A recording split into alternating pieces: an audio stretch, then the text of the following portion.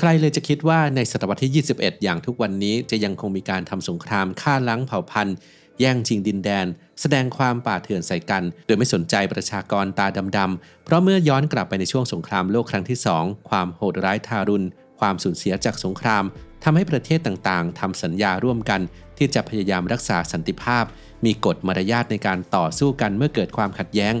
ผ่านมาไม่ถึง100 ปีดูเหมือนว่าหลายชาติจะลืมเลือนพันธสัญญาที่เคยให้ไว้ร่วมกันอับดุลเททูบจะพาไปสำรวจกฎหมายระหว่างประเทศที่ว่าด้วยการรักษาสิทธิมนุษยชนและการละเมิดมนุษยธรรมระหว่างประเทศเพื่อทำความเข้าใจกับสถานการณ์สงครามและการปะทะกันระหว่างประเทศต่างๆครับว่ามีการเคารพกติกากันมากน้อยเพียงใดไปติดตามกันครับ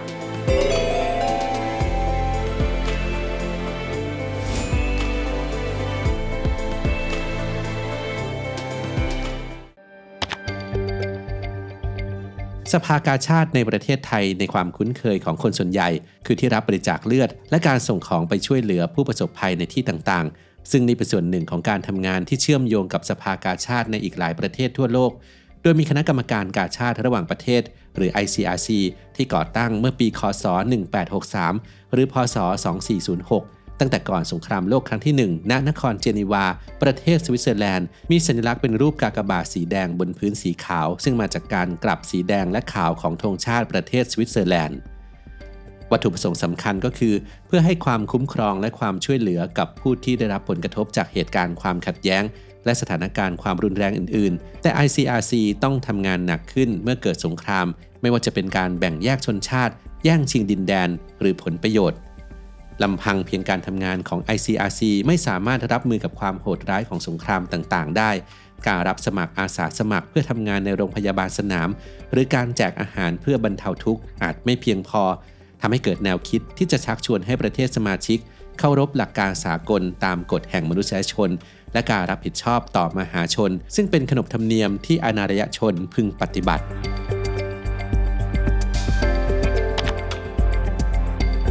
ในการประชุมในปีค.ศ. 1949 หรือพ.ศ. 2492 หลังสงครามโลกครั้งที่ 2 ซึ่งเป็นเหตุให้มีผู้เสียชีวิตมากกว่า 60 ล้านคนทั่วโลกจึงได้มีการจัดทำอนุสัญญาเจนีวาขึ้นมาเพื่อเป็นชุดกฎหมายมนุษยธรรมระหว่างประเทศที่มีเป้าหมายหลักเพื่อให้ความคุ้มครองและความช่วยเหลือแก่ผู้ประสบภัยจากความขัดแย้งและความรุนแรงโดยปราศจากการเลือกปฏิบัติทั้งทหารที่บาดเจ็บเฉลยศึกพลเรือนและเจ้าหน้าที่ทางการแพทย์ทุกคนต้องได้รับการปฏิบัติในฐานะของมนุษย์คนหนึ่งแม้จะเป็นฝ่ายตรงข้ามกันเมื่อวันที่ 12 สิงหาคม ค.ศ. 1949 หรือพ.ศ. 2492 มี 54 ประเทศรวมทั้งไทยได้ลงนามในอนุสัญญาเจนีวาที่จัดทำขึ้นรวม 4 ฉบับก่อนที่จะมีการจัดทำพิธีสารเพิ่มเติมตามมาอีก 3 ฉบับ 2 ฉบับในอีก 28 ปีต่อมาคือในปี ค.ศ. 1977หรือพ.ศ. 2520 เพื่อคุ้มครองผู้ประสบภัยจากข้อพิพาทระหว่างประเทศทางอาวุธและในประเทศหรือสงครามกลางเมืองส่วนพิธีสารฉบับที่ 3 ที่จัดทำขึ้นในปี ค.ศ. 2005 หรือพ.ศ. 2548 เป็นการเพิ่มสัญลักษณ์คริสตัลแดงเข้าไปในสัญลักษณ์ของกาชาดนอกเหนือจากกากบาทและเสี้ยววงเดือนแดงที่ใช้อยู่เดิม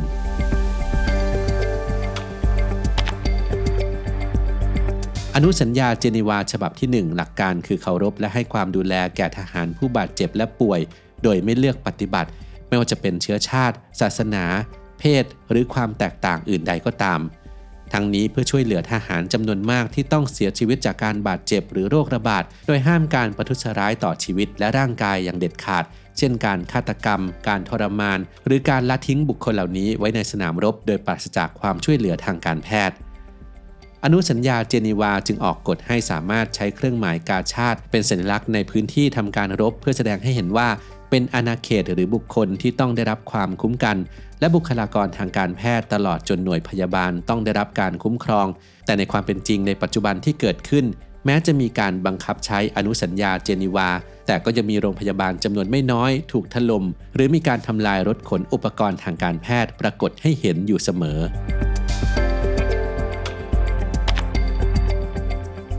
อนุสัญญาเจนีวาฉบับที่ 2 เป็นการขยายความจากฉบับที่ 1 ครอบคลุมไปถึงสงครามทางทะเลและกองทัพเรือโดยเฉพาะทหารผู้สังกัดในกองทัพขณะอยู่ในทะเลซึ่งหากได้รับบาดเจ็บป่วยไข้หรือเรือต้องอับปางทหารเหล่านั้นต้องได้รับการช่วยเหลือให้มีสภาวะที่ดีขึ้น เพราะสิ่งที่เกิดขึ้นในอดีตที่มักใช้กองเรือยุทธการทางการรบ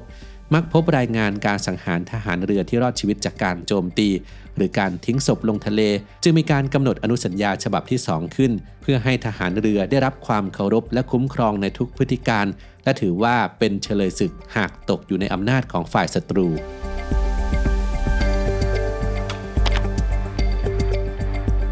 อนุสัญญาเจนีวาฉบับที่ 3 ระบุเฉลยศึกมิใช่อาชญากรแต่เป็นศัตรูที่ได้วางอาวุธแล้วประเทศผู้กักคุมจะต้องปฏิบัติอย่างมีมนุษยธรรมและต้องจัดหาอาหารที่พักพิงเครื่องนุ่งห่มและรักษาพยาบาลห้ามการทรมานทางร่างกายหรือจิตใจในกรณีที่อยู่นอกราชอาณาจักรจะต้องถูกส่งกลับประเทศหลังสิ้นสุดสงครามในช่วงสงครามโลกครั้งที่ 2เฉลยศึกถูกบังคับให้ทำงานหนักเยี่ยงทาสเช่นการสร้างรถไฟสายมรณะจากพม่ามายังไทยถูกทรมานทุบตีและไม่ได้รับอาหารและน้ำอย่างเพียงพอจนกระทั่งเสียชีวิตรวมทั้งการถูกนำไปใช้เป็นเหยื่อในการทดลองอาวุธและสารเคมีทางวิทยาศาสตร์โดยเฉพาะอย่างยิ่งชาวยิวที่ถูกส่งไปค่ายกักกันและสังหารหมู่ในห้องรมแก๊ส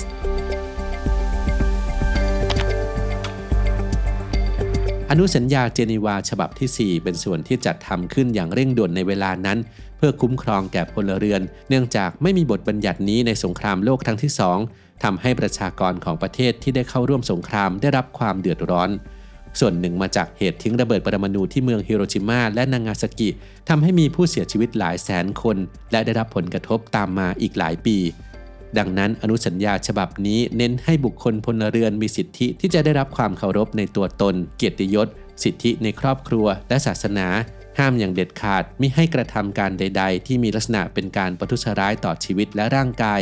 การทรมานการฆาตกรรมการทำทารุณกรรมการจับตัวไปเป็นประกันหรือการลงโทษเป็นส่วนรวมที่ทำลายเกียรติยศแห่งบุคคลผู้ประสบภัยสงครามไม่ถือว่าเป็นศัตรูหากเป็นเพียงมนุษย์ที่รับความทุกข์ทรมานและไม่สามารถป้องกันตนเองได้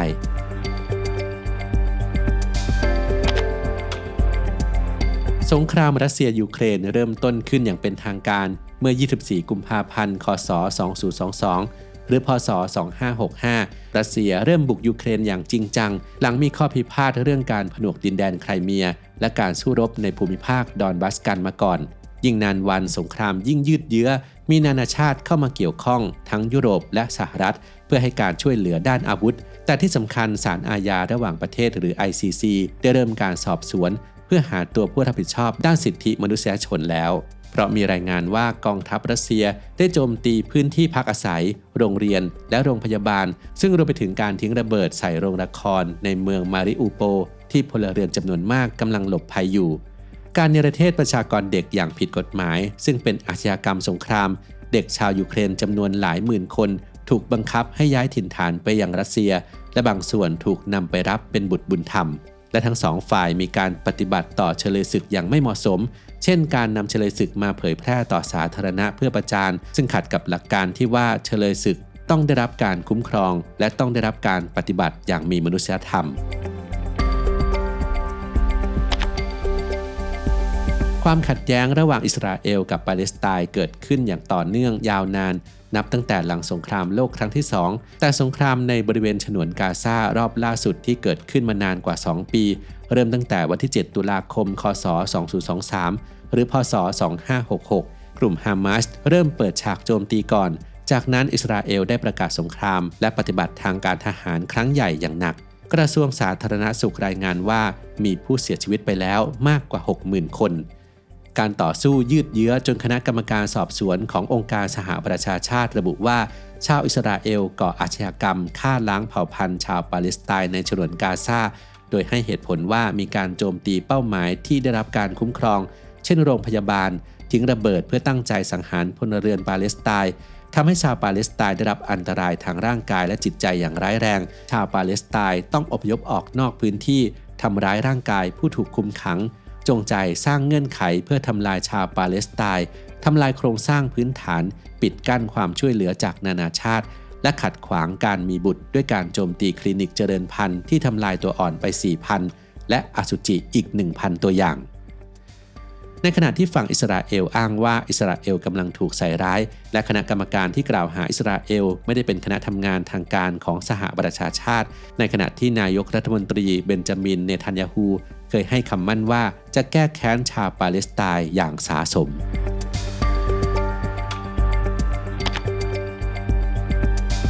อนุสัญญาเจนีวายังมีการกำหนดบทลงโทษหากมีการละเมิดกฎที่ตั้งขึ้นไว้ทั้งการห้ามไม่ให้มีการกระทำใดๆเพื่อการแก้แค้นต่อบุคคลหรือทรัพย์สินที่ได้รับความคุ้มครองโดยอนุสัญญาและให้รัฐภาคีต้องตรากฎหมายเพื่อลงโทษทางอาญาต่อบุคคลที่กระทำหรือสั่งให้กระทำการละเมิดอันร้ายแรงได้แก่การฆ่าโดยเจตนาการทรมานหรือการปฏิบัติอย่างไร้มนุษยธรรมการทดลองทางชีววิทยาการทำให้เกิดความทุกข์ทรมานอย่างสาหัสหรือทำอันตรายแก่ร่างกายหรืออนามัยอย่างร้ายแรงโดยเจตนาการบังคับให้เฉลยศึกเข้าประจำกำลังทหารของฝ่ายตรงข้ามที่เป็นศัตรูหรือการเนรเทศการย้ายหรือการกักขังบุคคลผู้ที่ได้รับความคุ้มครองโดยไม่ชอบด้วยกฎหมายรัฐภาคีแต่ละฝ่ายมีพันธกรณีที่จะต้องค้นหาตัวผู้ต้องหาที่กระทำหรือสั่งให้กระทำการละเมิดอันร้ายแรงเหล่านั้นและจะต้องนำตัวบุคคลเหล่านี้ขึ้นศาลของตนไม่ว่าบุคคลนั้นจะมีสัญชาติใดก็ตาม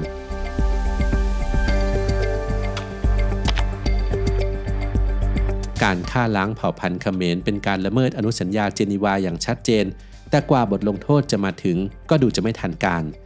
คาดกันว่ามีชาวกัมพูชาถูกสังหารไปราว 2 ล้านคนในช่วงที่เขมรแดงหรือพรรคคอมมิวนิสต์กัมพูชาปกครองประเทศในช่วงปีคศ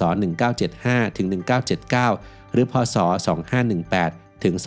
2522โดยมีนายพลพตเป็นผู้นำสูงสุดกดขี่ทรมานประชากรเพื่อให้ทำงานให้กับรัฐจนทำให้ชาวกัมพูชาจำนวนมากต้องอพยพมายังประเทศไทย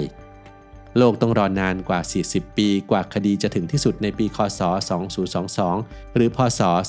2565ศาลพิเศษสหประชาชาติพิพากษาให้แกนนำอย่างนายเขียวสัมพันธ์วัย92ปีถูกจำคุกตลอดชีวิตส่วนผู้เข้าร่วมกระบวนการอีก2คนคือนายนวลเจียและนายคังเก็กเอียวหรือสหายดุษเสียชีวิตไปก่อนหน้านี้แล้วในขณะที่นายพลพตเสียชีวิตไปก่อนที่จะถูกดำเนินคดี